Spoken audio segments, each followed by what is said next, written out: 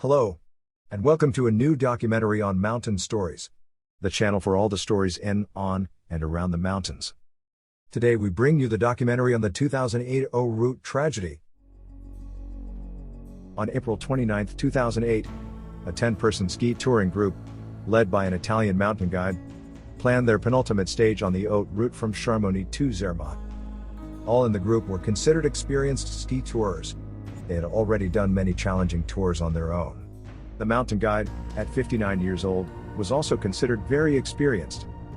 After the group had already spent 3 days on the Haute Route in the best weather, the penultimate of the 5 stages was about to begin.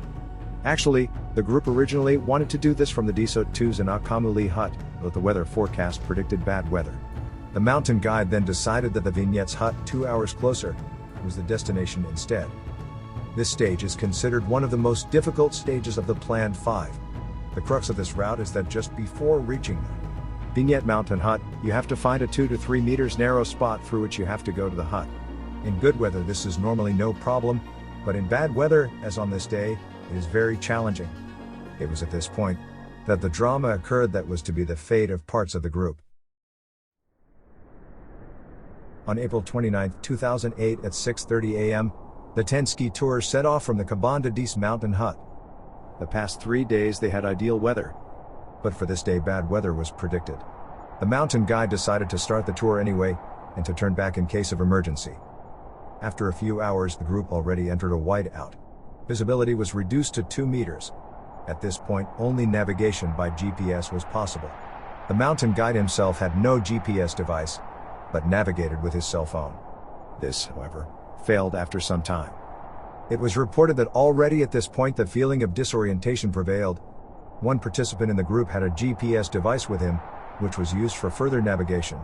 Later it was reported that on the GPS device, however, the summer Haute Route was stored and not the winter route. During the day, the temperatures were quite mild for these heights, however, the wind picked up steadily and the wind chill became stronger. Around noon, the group reached the Pic d'Arolla. From here it was only 3 kilometers with 100 meters in the ascent and 700 meters in the descent to the hut. Actually a distance that can be covered in the shortest time in good weather. However, by this time the weather had deteriorated so much that it was decided to continue on foot, with crampons. The visibility was so bad that the mountain guide decided to pull a rope behind him that could orientate the following person. In the following hours, the group tried unsuccessfully to find the small passage through the rock. Behind that passage, they only would have needed to traverse to the hut. However, they always found themselves in front of rocks without the possibility to pass through. The situation was getting worse and worse. The unsuccessful search and the increasingly bad weather caused exhaustion among the group.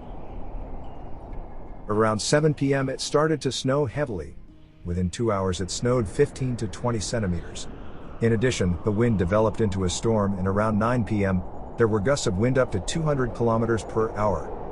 At this point, the mood was at a low point, as everyone knew that if the situation did not improve, or they could do something, they would die here. Everyone in the group was on the verge of collapse due to the physical and mental exertion. With the onset of night, the struggle for survival then began. The group tried to dig a hole to escape the strong wind. This failed, because the surface was icy or covered with stones. Around midnight the storm and snowfall subsided, but the temperature plummeted to -10 degrees Celsius. The next morning, the weather was better, and the survivors became aware of their situation. Group members lay scattered, and partially covered with snow. At this point, it was unclear who was still alive, and who was already dead. The survivors were so weakened that they were unable to make their way to the hut on their own.